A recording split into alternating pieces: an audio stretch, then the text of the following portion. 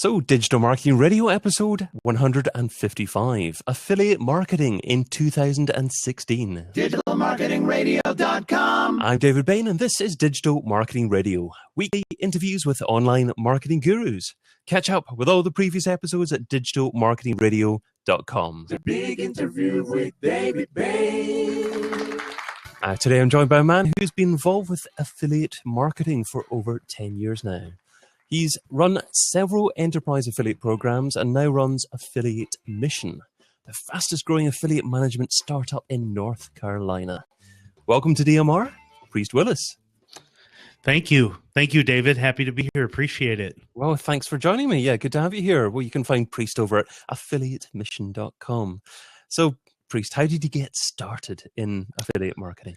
Yeah, it's a great question, a good one, because I love sharing it. I started off initially as an affiliate. So, there's a debate there whether Amazon really started up with the affiliate premise, but in either case, it started in late 90s. And so in 2000, I started with a company called atomicpark.com selling software online. This is before downloads. So we would ship physical software to people's house. And we started an affiliate program to expand their business. And that was my first taste of affiliate marketing. Then I got involved with actually doing some websites myself. And at that point, I just, I'd like to think that I got pretty good at it, and decided to work for a company called Buy Seasons, which is was at the time one of the largest e-commerce site on or in Wisconsin.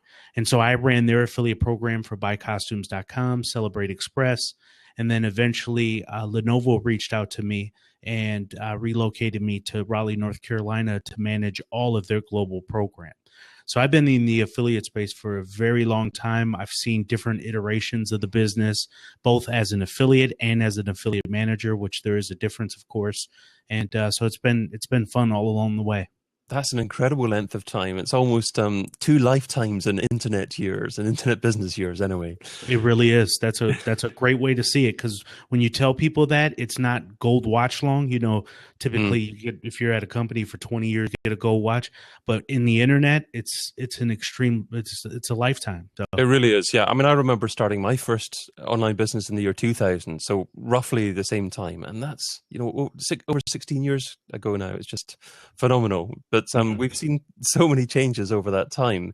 How could you possibly summarize maybe the changes in affiliate marketing during that time period?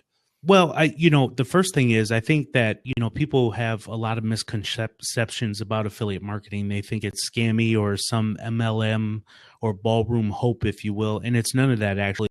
Affiliate marketing is, it's another channel, or at least a lot of people see it as another channel like SEO or PPC or email. But from my perspective, it has a lot more tentacles to it, because you could do all of those different marketing tactics within affiliate marketing. So, generally speaking, I've seen affiliate marketing change from this scammy underground, hey, is it about coupons? Is it about this? To a bona fide beachfront for people's business. And, through the years, there's been different things that have affected affiliates. So let me give you a quick example, if you don't mind. So when affiliates first came out, or affiliate marketing first started, it was all about selling products for Amazon, for example. And then what happened was, when other merchants started to create affiliate programs of their own, they got affiliates on board, and people tried to scam sort of the Google system. So they would create these niche websites and just pound them out right to Google. Well, Google started to get wise to that, and they started to create these algorithm change, which is known as Panda and Penguin, which affected those guys that had those contents that were meant to scam the system. So what Google did was, and I agree with the algorithm change, by the way, all they did was challenge the affiliates to become a little bit stronger in terms of the content and the value that they would provide the user or the listener or whoever it was out there. But, what would happen was this vacuum was created, and then coupons became like the top affiliate in the space, because now the content guys slightly went down in the rankings. But what you see now is this change of affiliate content coming back with the guys that do unboxing on YouTube, where they have their YouTube links, or their social media influencers, or they're on Instagram. A lot of those guys are affiliate marketers. Their approach is just different now. Yeah. So really, it washed out a lot of affiliates that were being lazy about how they wanted to present content and provide it to the user. And now it's created a whole different kind of affiliate marketer, which I've really enjoyed seeing. And that's why I love affiliate marketing, because they're some of the most hungriest people that will get out there and really start diving in different tactics to see what they can do to become successful, because a lot of them are entrepreneurs at the end of the day. So I know the law is different in different countries, but ethically speaking, do you think that it's right for every affiliate to actually tell their prospects that the link that they're clicking on is an affiliate link? It's a good question. So there is different laws, amongst the different countries here. And again, doing global marketing with Lenovo, we've seen that the difference between the different countries. But I would say yes. At the end of the day, you want to let your users know that you're an affiliate, or that you've gotten paid to do, subscription box unveiling, because I think it's a little bit more upfront. And keep in mind, when people are buying from you, they're purchasing from you because they trust you and they believe what you're saying. And so give them a little bit more reason to trust and believe you by just simply letting them know up front that, hey, I'm an affiliate, or this company A, provided this box for me to do a review on. It goes a long way in terms of, how you want to create your business. Remember, it's all about transparency. And the more transparent you are, the better I think your business will be as an affiliate, or anybody for that matter, of course. So do you think the majority of customers browsing the internet, finding links, are aware of what's an affiliate link and what isn't an affiliate link? That's an interesting question. If I had to guess, I would still think we're in a space where it is probably you have far less people that know that they're an affiliate link versus those that do. Just because a lot of times within the affiliate link, there is appended URLs within there that pings, the network. So if we're talking about ShareSale or Commission Junction or whatever network is, running with that affiliate program, and a lot of that is being done on the back end. So you think about the common user. The common user isn't necessarily watching that link change over as you click into whatever the merchant is. So I would gamble to say no, that most people don't know, but there's a large percentage. And trust me, as the years have gone by while I've been in the space, a lot more people have become educated about, affiliates and the role that the influencer plays on the shopping piece. Well, of course, there's so many different types of tracking links nowadays. Users are used to seeing tracking links, even from organic search in Google. You can see the URL change a little bit, so Google's aware of exactly what link users clicked on. So I guess there are very few natural links that don't change at all and don't have any tracking script on them at all. That's right. Yeah. So if you're a publisher and thinking of getting started, wanting to make a bit of extra revenue through affiliate links, what would you say is some of the best ways of actually getting started with that? Yeah, so I don't think you don't have to go out and pay for courses and do, all this huge stuff. Again, when I started in affiliate marketing, there wasn't a lot out there. So you really had to kind of start doing things yourself and playing along the way. But I think it's just as easy enough for you to go out on YouTube and you will find some very, very good affiliate marketing 101 videos that will show people how to sign up in a network and how to do this. There's great blogs out there. I've been reading and seeing people put up blogs all the time about affiliate marketing, and just, people have their own personal stories about how they got started, what steps they went into, what networks they signed up. That wasn't even a thought, 10, 15 years ago when I got in this space. So, for somebody that thinks they have to spend thousands or even hundreds of dollars to get some kind of teaching tutorials, you don't need that. You just go out to YouTube, try to look out there. And then what my next suggestion, David, would be for people to just start doing some testing on their own. So, pay $10 for a domain, create a WordPress site, create a good domain name, and then find a niche that you think makes sense for you. And then all of a sudden start selling, try to test around and play with some products that you want to promote. And how do you select the best products or the best networks to actually go with to begin with?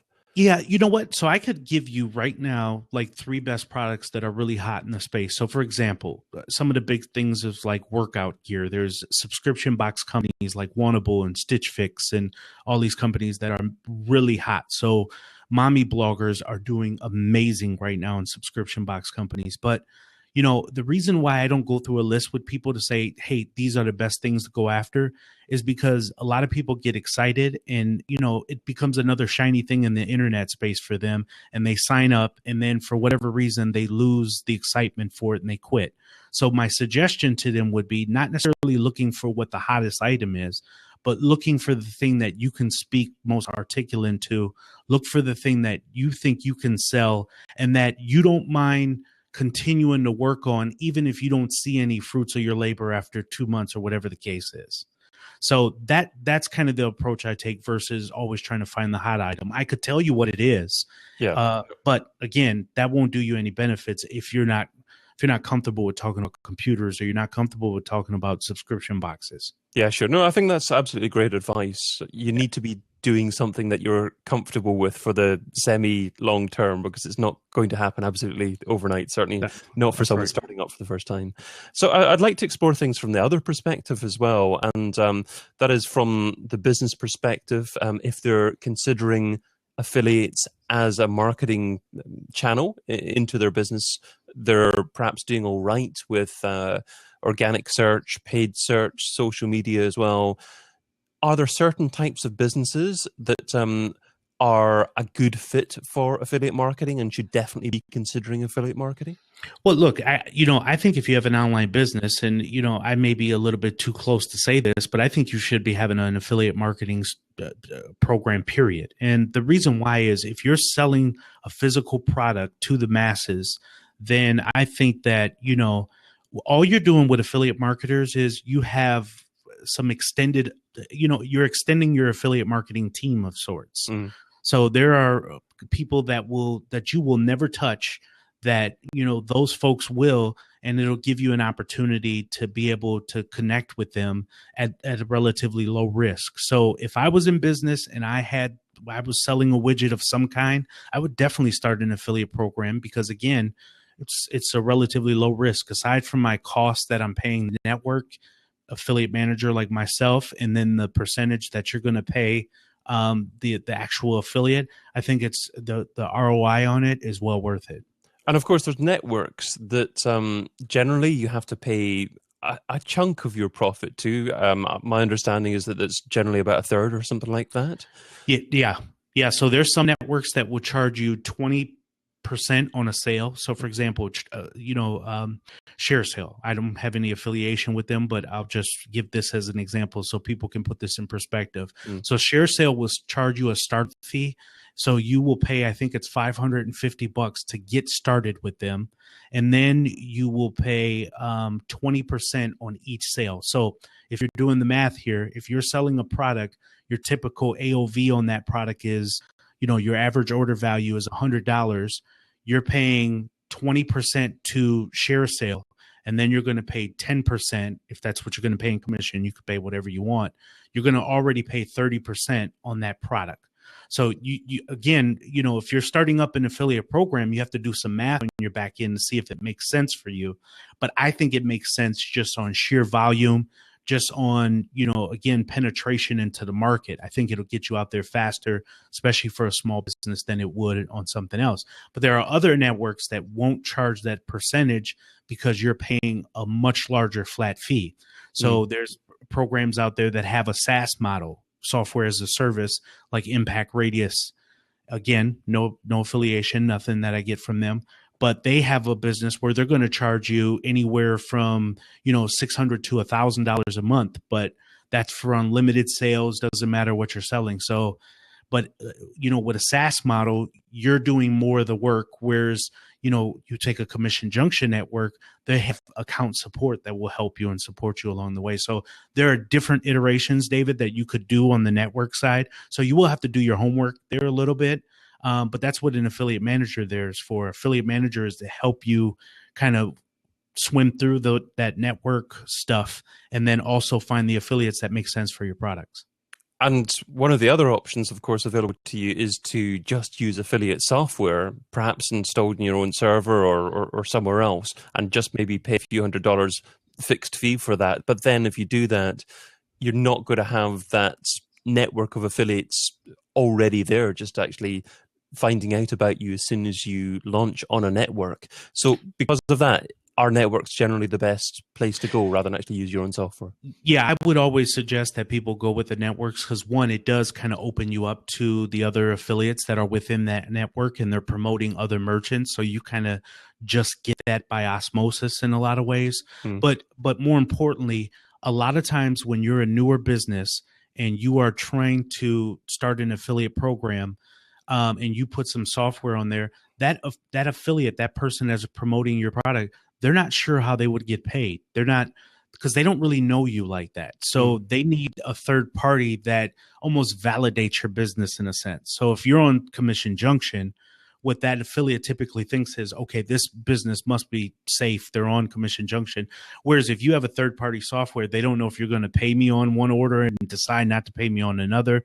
They don't know what tactics can happen. And it does. I don't think it's a large issue, but I think it can be an issue. And why even do the risk when you can just simply go with a network? And then as your brand builds, David, then you may want to consider, because now people trust your brand and not just feeling you out. So if you do decide to launch with a network, then is there any best practice in terms of launching with as big a bang as possible to actually trying to attract as many affiliates as possible to begin with? Yeah, that's a good question. So I think it depends on what you really, really want and what you can afford to do. So, we just kind of ran through some network names, but again, if ShareSale, each network has its own considerations. So Commission Junction, as of today, is considered the biggest network out, which theoretically means you have the access to the most network or to the most affiliates. But I always tell people to kind of take a second look at that, because just because they tout that they have 5 million affiliates, depending on what niche you're in, that still only means you're going to get a percentage of that. Doesn't mean you're going to have access to all 5 million. If you have a bicycle site, the guy who's selling costumes isn't interested in you, right? Theoretically. So where ShareSale may be a smaller site, but they have more of a niche, loyal affiliate group. A lot of mommy bloggers on there. That's why a lot of subscription box companies go to ShareSale, because there's a certain audience that they're trying to tap into. So you really do have to kind of give it a little consideration beyond the money about, on what network makes sense for you in terms of how you want to promote your business. So a lot of times, I do suggest that people kind of, as they get bigger, maybe look at an impact radius, and find an affiliate manager that they can literally put their butt right in the seat and work in the office and kind of work the business. And if they can't do anything like that, then maybe consider a Commission Junction where you can get a little bit of account support, and then maybe look at a ShareSale. So there's different ways to approach it, David, for sure. Well, coming up, we're going to be learning about the one piece of software that priests couldn't live without. But first of all, have you been listening to my brand new podcast, dear listener? You can find it over at castingcred.com. Casting Cred is a show that helps entrepreneurs, leaders, coaches, trainers, and marketers to become the go-to authority in their niche, harnessing the power of podcasting and live online broadcasting. So if that sounds like you, castingcred.com is where you need to be. But let's segue into the second section of our discussion. So that focuses more on Priest's thoughts on where digital marketing's been and where it is heading. So starting off with software I couldn't live without. So Priest, what software do you currently use in your business that if someone took away from you, it would significantly impact your marketing success? Yeah, so we use a CRM called Capsule. And I know a lot of people use Salesforce, but it is so expensive that I just didn't feel the need to take on the cost. Capsule is huge for us, especially the way we communicate within our team. And again, it's just a CRM. We put all our, sales perspectives up, and our affiliates, a lot of our affiliate database is housed in there as well. So that's a big one for us. Okay. Well, slightly more challenging question then. What piece of software don't you use, but you've heard good things about and you intend to try at some point in the near future? Zencaster. I heard from a close friend that Zencaster was a free piece of software to do podcasting with. I think I'm going to give that a shot. Absolutely, yes. We're giving this a go at the moment, and it certainly is working well at the moment. It's a wonderful way of recording everyone's audio locally on their machines. That way you can save all the audio files separately and then edit everyone separately and ideally get the highest quality audio possible from a discussion like this. Because obviously we're talking over Blab at the moment. We could be talking over Skype, but every internet connection can be a little bit flaky or not produce the optimum quality audio. So it sounds like a good tool. In my experience, it is a good tool. So I'm sure you'll enjoy it. And I'm not involved with them personally as well, so I don't make any money from that. So include links to all those recommendations in the show notes over at digitalmarketingradio.com. But moving on to... I wish I would have. So I'd like you to look back on the very first day that you were involved in trying to market a business online. What didn't you do so well? What do you wish that you would have done differently? Wow. I really like this question. There's so many things that I probably could go back and do, but for where I'm at today, I really appreciated all the things that I learned along the way. I certainly wish that along the way, rather than being so heavily focused on, digital marketing and all the efforts behind that, I think there were some things that I could have learned more on the coding side that could have helped support me and be a stronger marketer.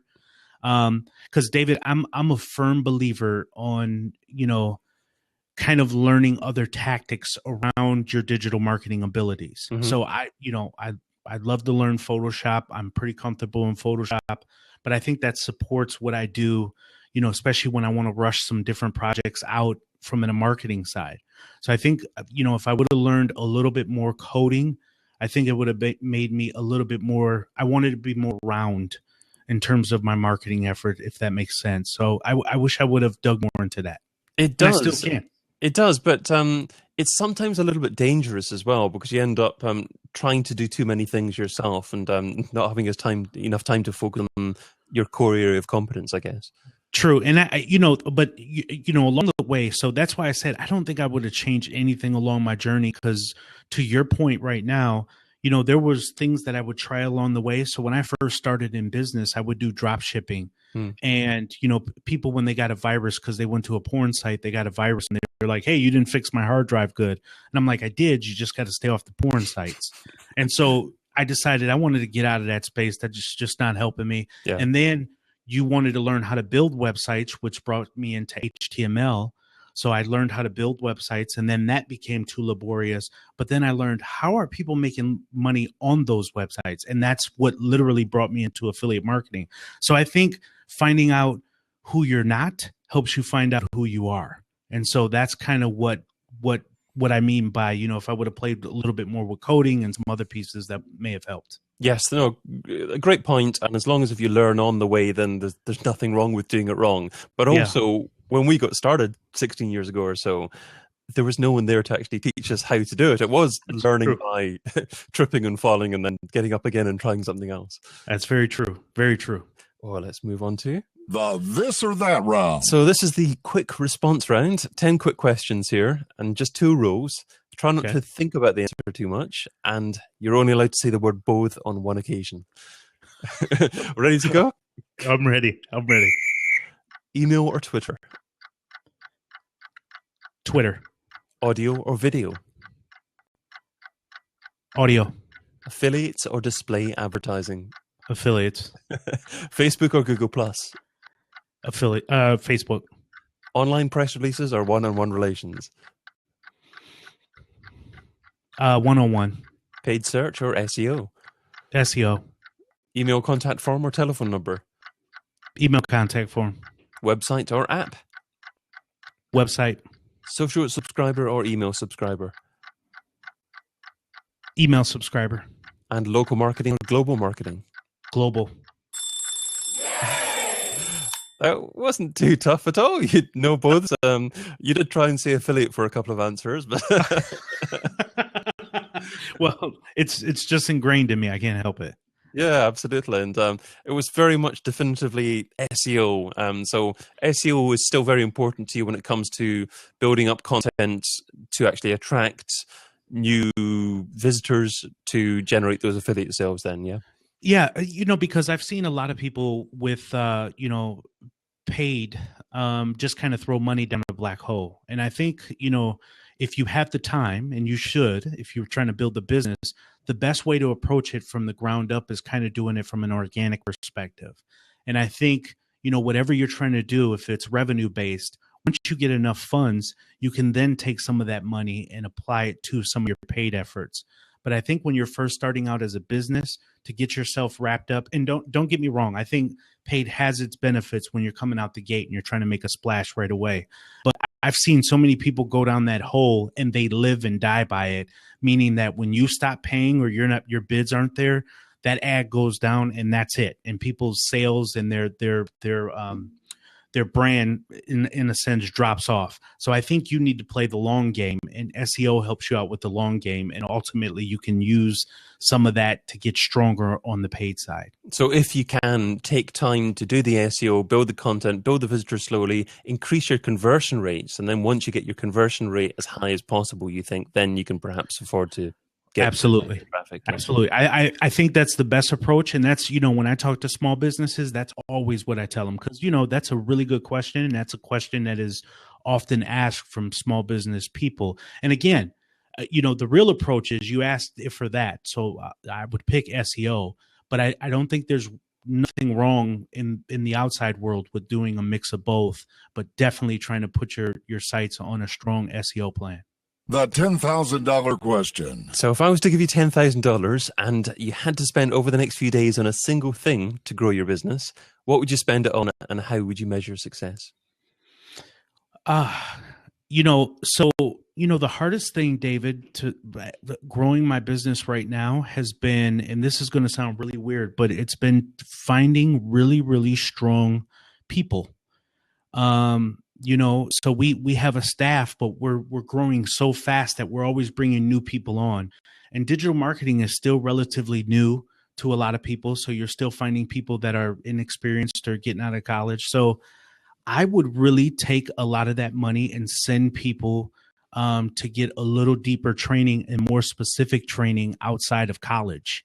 I'm all about, as a business owner, about investing in my people, because I think it does pay back for me. So if I was to get $10,000, I promise you, as we're sitting here today, I would literally take that money and invest it in the group that I have today, or some of them where it makes sense, and send them off onto some deeper course, or send them in a accelerator of some sort, just to be a part of that. Because again, I think if you make your people stronger, they're going to ultimately make you stronger. And you think it would be best if it's a one-to-one face-to-face course, or does over the internet suffice if it's a good enough course? I prefer that they're doing like a one-to-one face-to-face, something, hand in laptops. They're in the atmosphere. They're in, the environment. When I first started this business, I started in a co-meeting space in downtown Durham. It's one of it's one of the most diverse co-meeting spaces in the U.S., and they're calling it Silicon Valley South down here in North Carolina. But one of the best activities that I seen was when they would have these hackathons and people would get together and just crush out apps and businesses.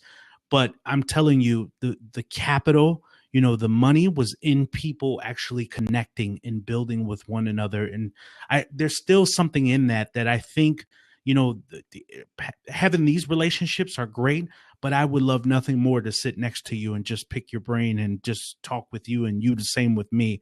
I think there's a lot to be said for those kind of really genuine relationships being established. Absolutely. Absolutely. Many years ago, internet marketing was just done without even actually putting your name to it, without putting your face to it, your photo to it at all. And now at least we're actually having video interaction here as well. But you're right, shaking hands, that face-to-face interaction, nothing can beat that. Oh, even in affiliate marketing at its core is relationships. And when you go to conferences, you would be surprised, and maybe you wouldn't, how many deals are solidified and how many relationships or how far you can take a business because of a prior relationship that you've created at a conference and conversations that you had. I think it goes a long way, and it's kind of undervalued, especially with digital marketers, because we tend to get wrapped up in the analytics and the other things around it. But I think we need to step back sometimes and really focus in on the people, because the people is where the money is ultimately at. Absolutely. It's hard to measure the direct ROI of a relationship, but you have to know instinctively that actually that is the best thing for your business, for yourself to be doing for the long term. I think just the fact that social media, Blab, Facebook, all of these other different avenues and platforms, just the fact that they're growing at the rate that they are says a lot that people want to connect on some level, right? So relationships are absolutely key in business, because people are even arguing if, these kind of tools and interactions are really more important for the long game of the business over some of the older digital marketing tactics that we've talked about. So my number one takeaway. Well, Priest, you've offered so much great advice in our conversation, but what is the number one takeaway? What's the single most important step that our listeners need to take away and implement in their businesses? Yeah, so I think the number one takeaway here is, don't get overwhelmed with all the information that you see about affiliate marketing, or even digital marketing for that matter.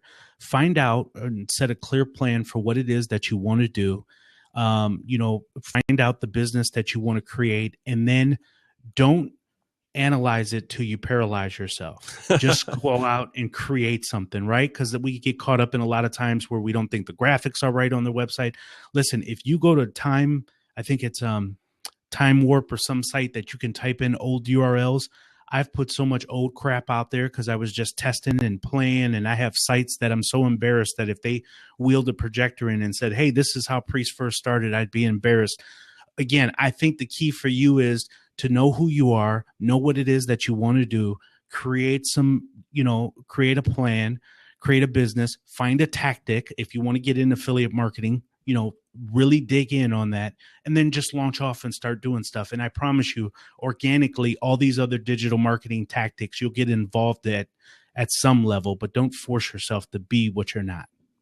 Well, that takes us to the end of our discussion today. So thank you so much for your time and your advice. What's the best way for our audience to find out more about you and what you do? Thank you, David. I'm honored to be here. Love your podcast and everything. So I really appreciate the opportunity. If people want to connect with me, they can reach out on Twitter. I'm at Priest Willis on Twitter. They can also go to affiliatemission.com, contact me there. Otherwise, you can just email me at Priest, Priest, that's my real name, Priest at affiliatemission.com. Great stuff. So thanks to Priest, and thanks to your listener too. If you enjoyed what Priest shared today, tell us what you think.